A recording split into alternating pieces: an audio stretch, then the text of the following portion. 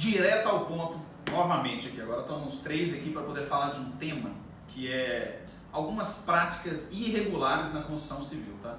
Por que a gente resolveu tocar nesse tema? Eu forcei a barra para a gente tocar nesse assunto delicado, porque se a gente quer uma engenharia melhor, se a gente quer construir um país melhor, se nós queremos ter que os nossos clientes tenham conhecimento, né, tenham uma admiração pelo trabalho de engenharia, porque todo mundo fica reclamando, mas ninguém valoriza a engenharia, mas se a gente olhar para o próprio umbigo e ver que o nosso mercado tem muita coisa irregular, está na hora da gente rever os conceitos nossos da engenharia, não é isso? Sem dúvida. Acho que é importante a gente começar a entender, seja obra pública, privada, estatal, paraestatal, não importa. O nosso cliente está comprando algo, a gente está tentando produzir algo para oferecer para ele. Agora, nessa cadeia existe muita perda de dinheiro, existe muita perda de confiança. Tudo isso aumenta o custo, tudo isso aumenta o risco. Se aumenta o custo, aumenta o risco, reduz o mercado. E aí a gente tem como consequência um mercado onde milhões de pessoas estão desempregadas e está todo mundo sofrendo para voltar para o mercado. É isso que a gente entende que dá para ser melhor. Quando a gente fala de competitividade, a gente tem visto aí dinheiro de fora entrando no Brasil para investimento. Lembre que é o seguinte, investidor quer ganhar dinheiro, ele precisa de resultado. E ele vai investir em commodity, na operação de algum ativo, desde que dê resultado. E para dar resultado, precisa de ter o quê? Um arcabouço de atitudes e ações que tragam esse resultado. É isso que nós estamos falando, é isso que precisa ser comprovado na prática, no dia a dia. Eu até começo por um exemplo aqui que a gente tem discutido bastante nos últimos tempos, que vem aquela política, aquela guerra do menor preço, e isso vem, né, chega na cadeia, né? Chega na cadeia como um todo. E não adianta, como o Murilo falou, ficar reclamando porque está faltando obra, falta isso, falta investimento, falta emprego. O que nós estamos falando é de rever, é o que a gente fala hoje, né? Como é que o ecossistema está se preparando para atuar dentro deste mercado altamente competitivo. Voltando no tema, quando a gente fala, né, todo projeto, ele tem o quê? Uma cadeia de fornecedores. Então vamos olhar, nós estamos pegando aqui nós agora como fornecedores.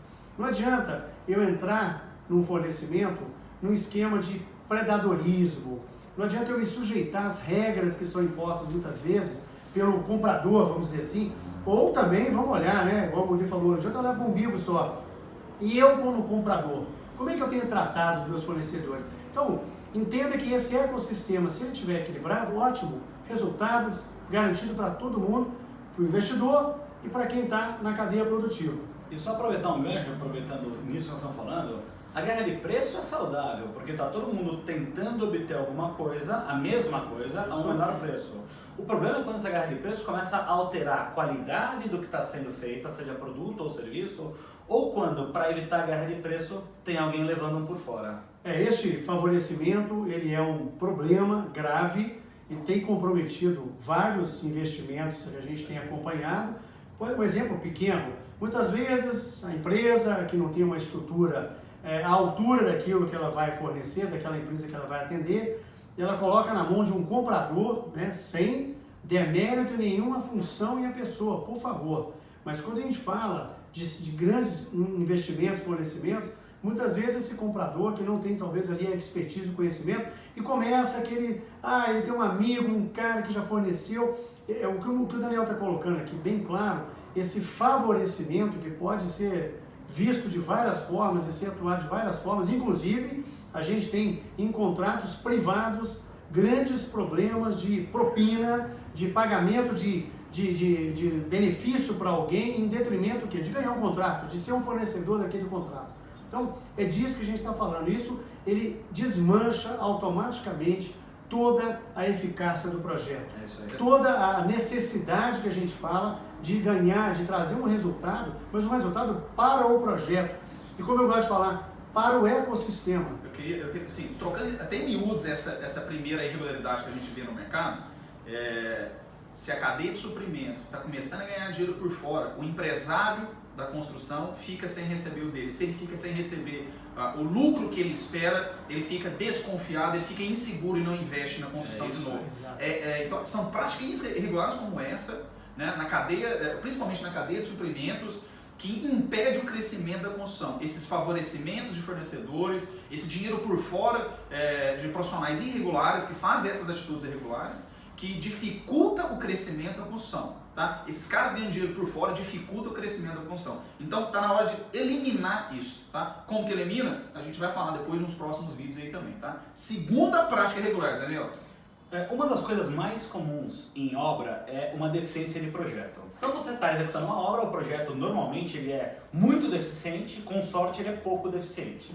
Bom, você está na execução e acontece um item que você tem que executar, só que não tem onde medir. Por outro lado, você não executou um item lá atrás, porque na hora de fazer a obra aquele item não foi necessário. Então, o que é muito comum? Tanto no mercado privado, onde isso é só um erro, quanto no mercado público, onde isso é crime. Vamos fazer a química? O que é a química? A química é o momento em que você mede fundação trocando por elétrica. Ou você tem que pagar 100 mil reais em automação predial e não tem o item, só que você tem 80 mil reais de azulejo sobrando. Você mede o azulejo para pagar a automação predial. O problema é o seguinte, em primeiro lugar, numa obra pública isso é crime. Numa obra privada, isso é uma falha e muito grave. Você perde um tracking, ou seja, você perde o rastreamento da sua despesa. Você perde a ineficiência e você fomenta a falha de projeto. Ou seja, a gente entra num círculo que a gente não consegue sair, é um círculo vicioso. Quanto mais o projeto tem falhas e a equipe resolve na química, mais falhas o projeto vai ter. Só existe uma solução para isso, chata, mas necessária: aditivo e supressão. Você suprime aquele item que não é necessário e você adita o item que é necessário. No meio público isso é um pouco mais complicado, tem uma burocracia um pouco maior, mas não tem nada de legal nisso. E no meio privado você senta e faz isso com muita tranquilidade. Vamos tirar a preguiça da mesa.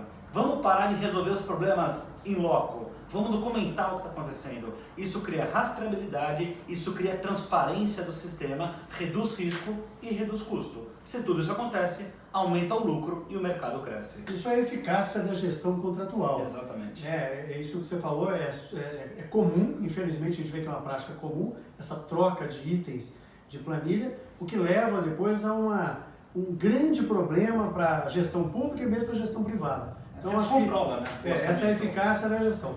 Agora, Murilo, fala para nós aí o terceiro e grave problema que a gente encontra. Guilherme, direto ao ponto, sem mimimi. Tem que acabar com os brokers, acabar com as práticas de esse comercial mal feito que ganha dinheiro dos empresários da construção civil. Esse FII de indicação, esse tal de FII comercial, isso mata a engenharia. Quem paga no final é o cliente. Eu sempre olho pelos olhares do cliente e o empresário da construção fica sem esse dinheiro. Sabe por quê? A construção civil hoje, em média, dá 8% de resultado das obras, que dão muito, hein? Olha, tem obras de indústria aí que dá 3%, 4%. Aí chegou um cara que faz o comercial, ganha 3%, 2%, ele ganha 50% do resultado do empresário sem pôr um centavo em investimento no risco. Então, essa prática tem que acabar. E sabe como que acaba com isso aí? Com a falta, porque isso é incompetência, às vezes, do próprio empresário em não montar um sistema comercial moderno, digital, que chega, aproxima o cliente direto a você. Então, existe uma preguiça da construção civil em saber chegar no seu cliente. Aí fica arrumando esses comerciais, esse FII de sucesso que impede o lucro do empresário e dificulta o ganho, o preço menor para o cliente. Está na hora de mudar. E isso também é uma prática muito irregular do mercado, tem que ser melhorada. E como é que você combate essa prática sem nenhum estresse, sem dar tiro em ninguém?